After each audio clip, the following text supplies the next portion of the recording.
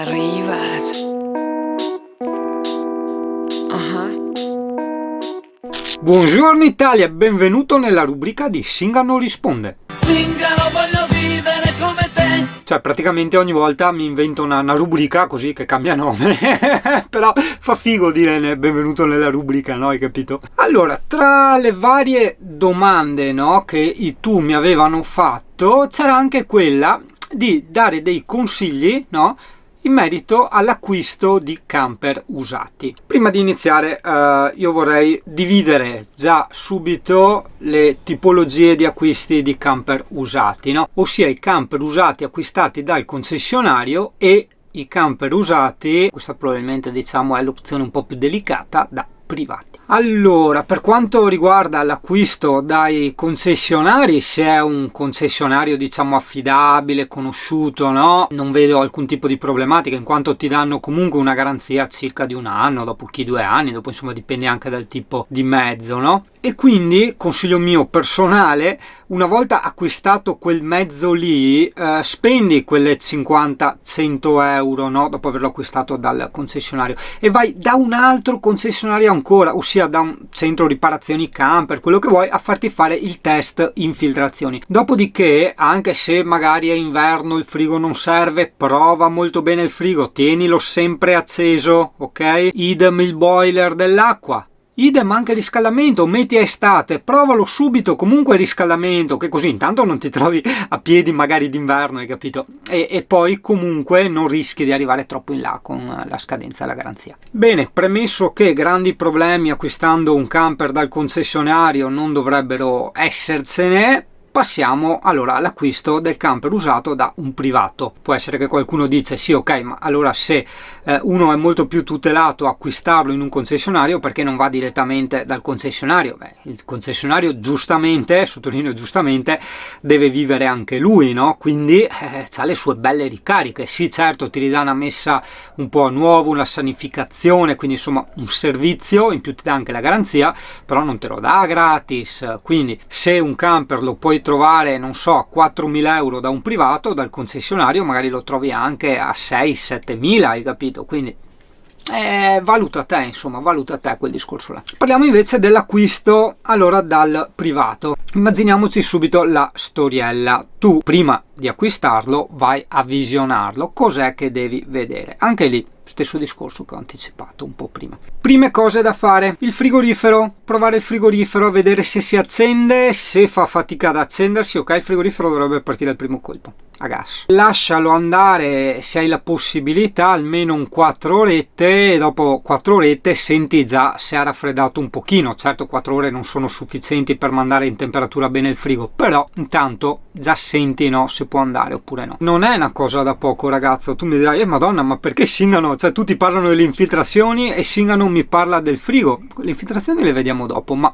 un frigo ti posso assicurare che un frigo nuovo montato ti viene a costare tranquillamente sui 1.500-2.000 euro. Quindi se stai acquistando un camper da 4-5.000 euro, capirai che trovarti un 2.000 euro di spesa, insomma, scegliamo l'opzione più intelligente di verificare che il frigo funzioni correttamente. Stessa cosa, ragazzo, per quanto ti possa sembrare assurdo, il boiler dell'acqua. Cioè, a me quella volta su Scarosso, quando non andava, che poi vabbè, se segui la storia alla fine andava, però intanto solo per tirar giù il boiler mi avevano chiesto 500 euro. Ovviamente gli ho detto di no, però solo la manodopera per tirarlo giù sarebbe stata di 500 euro, capisci? Più un boiler che non costa 1.000 euro, però quasi, mi pare dai 700 in su, quindi boiler più manodopera, capirai che anche lì hai una bella botta di 1.000-1.500 euro, dopo dipende sempre dal tipo di boiler. Quindi mi raccomando, accendi il boiler, dovrebbe bastare un quarto d'ora perché l'acqua sia calda, e verifica che l'acqua sia bella bollente, no calda, bollente. Casomai aspetta 20 minuti per sicurezza, ma più di 20 minuti un boiler ti assicuro no, neanche quelli più vecchi.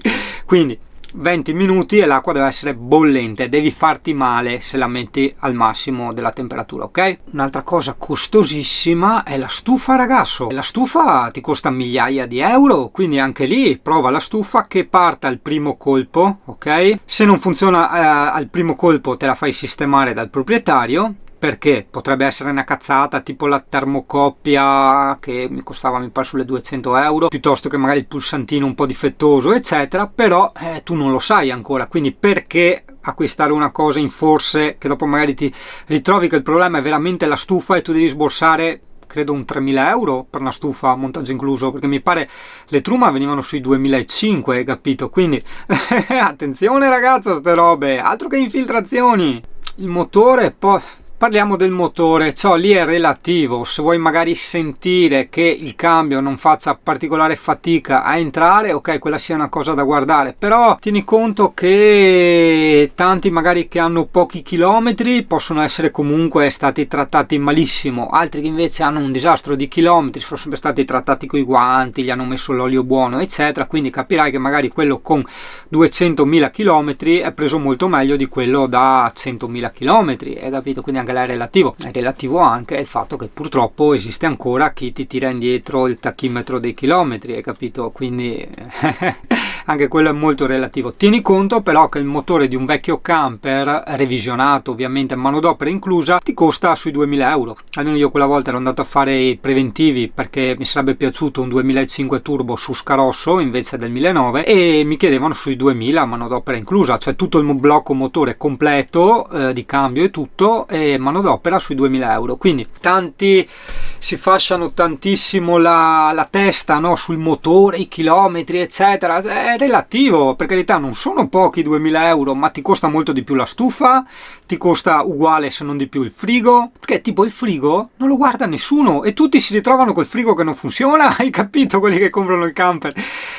Quindi ragazzo, insomma, no, cioè, ascolta Singano che insomma non è certo un tecnico, non è un venditore, però ci ha vissuto 3 anni insomma nei vecchi camper e quindi ha conosciuto anche tanta gente insomma che ha avuto esperienze, quindi raccogli il tutto, fai 2+2, ascolta questi consigli. Parliamo delle infiltrazioni. Allora, prima di parlare delle infiltrazioni vorrei parlarti dei pavimenti. Se tu riesci, prova a passare spingendo con la punta del piede le varie zone del camper, soprattutto magari in bagno o davanti al lavandino della cucina e davanti all'entrata. Prova a vedere se il pavimento è un po' morbido. Se è morbido, fidati che è da rifare. Per carità, se sei capace te lo rifai tu fatto in casa, cos'è? Una spesa di 5 euro, voglio dire.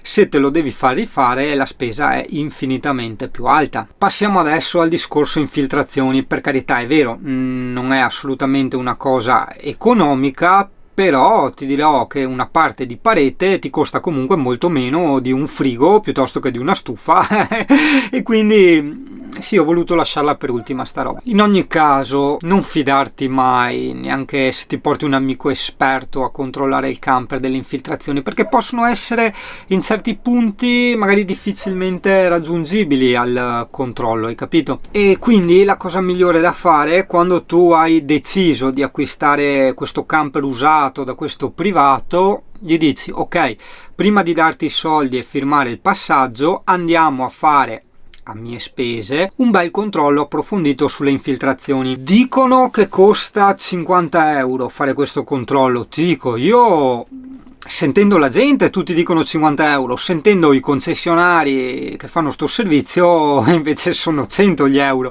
e qui vale sempre insomma la mia regola del non fidarti mai dei prezzi che ti dice la gente, ma vai a sentire da chi ti deve vendere la roba, hai capito? Per carità può essere soggettivo, ok, però tieniti dalle 50 alle 100 euro un controllo infiltrazioni. Viene bagnato per bene il camper completamente con un'idropulitrice, sì, ovviamente per fuori, non per dentro, non è che ti vanno dentro con l'idropulitrice sui sedili, sui mobili, no, da fuori. Dopodiché passano uno strumento apposito che rileva le zone umide, ossia quelle che hanno assorbito l'umidità. Ok? E da lì ti fanno la mappa e ti sanno dire qui è infiltrato, qui no, e soprattutto ti costerà questo, ti costerà quello. Quindi tu ti puoi già mettere d'accordo con il proprietario del camper che o te lo ripara lui e dopo tu compri il camper riparato, ma anche là è sempre un fidarsi, cioè dovresti rifare il controllo infiltrazione un'altra volta, quindi altri 100 euro che volano via. Altrimenti vai con lui da questo concessionario o da questo centro assistenza camper e una volta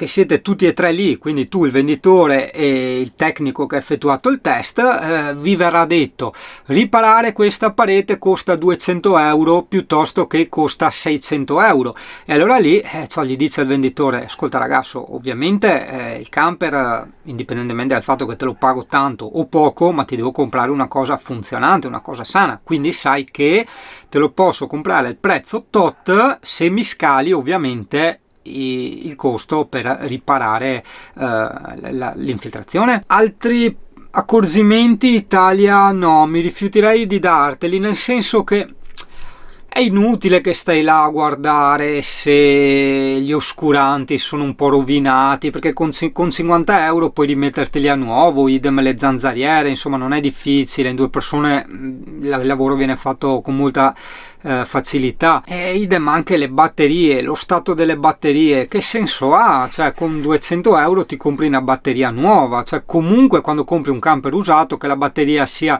difettata o che funzioni, comunque è una batteria vecchia, quindi stai sicuro che a breve dovrai cambiarla, quindi no, non star là a guardare quelle cose là. O meglio, sì, se ti serve per un discorso di trattativa, allora ok, sì, ma se no, ecco sì, i trucchetti della trattativa, casomai posso raccontarti, che sono quelli che abbiamo utilizzato io e Michele per acquistare Pullman. Allora, innanzitutto, se vuoi trattare sul prezzo, guarda l'euro del motore, cioè se è 1,2 euro, 1,3 euro, 1,6 euro, hai capito? E già là puoi buttare giù un casino il prezzo, ma tanto.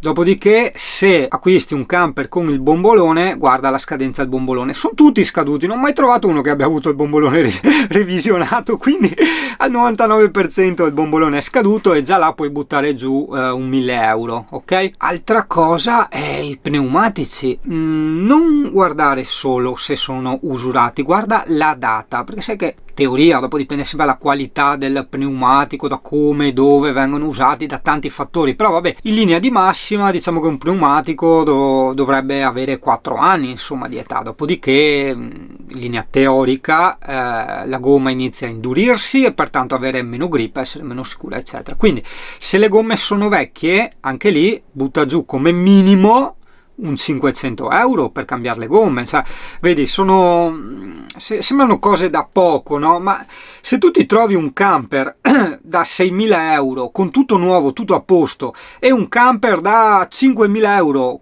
con tutte ste robe da cambiare che te non ci hai fatto caso, capirai che quello da 5.000 euro è un'inculata e quello da 6.000 è un affarone, hai capito? Un po' come quando avevo venduto Scarosso io, insomma, ecco, il camper sarà stato anche vecchio, ma era tutto nuovo e aveva tanti accessori. Beh, la revisione se è prossima, comunque la revisione se è scaduta spetta al venditore, non all'acquirente, chiaro, insomma. Abbiamo guardato poi anche le sospensioni di Pullman, all'epoca quando era straleggero erano molto buone, quindi si erano perfette, anche i freni, hai capito? Anche i freni è da guardare, una cosa importante, e tutto quanto. Magari si riesce a portarti un amico meccanico che ti dica la sua su sospensioni, freni e frizione, è la cosa migliore. Per quanto riguarda invece la parte abitativa, lì ti sono venuto incontro io, ti ho detto io cosa guardare, cosa fare. Vorrei concludere infine questa puntata con una chicca che reputo solo mia, nel senso che nessuno la guarda, e invece secondo me è una cosa importante, il discorso degli accessori accidenti, perché purtroppo c'è questa malsana convinzione che gli accessori non vengono presi in considerazione per il prezzo e tutto quanto. Per carità, ok, lascia stare il discorso prezzo, che questa purtroppo è una cagata, ma guarda il tornaconto che ti viene a te. Se stai scegliendo un camper piuttosto un altro che ha, cavolo, già i pannelli su,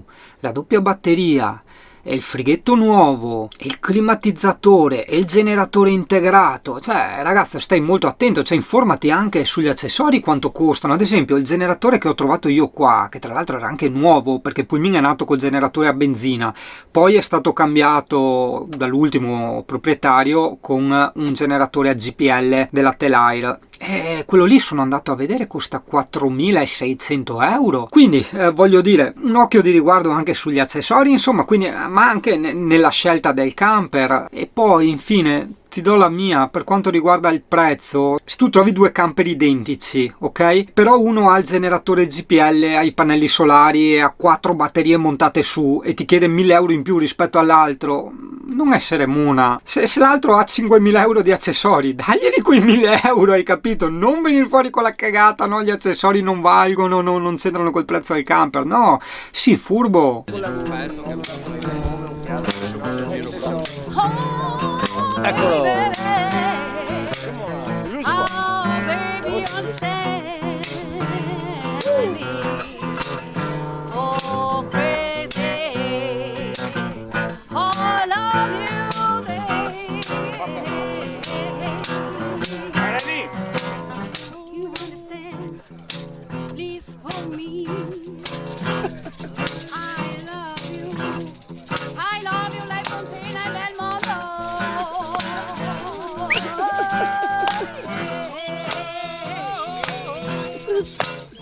Ai sigari!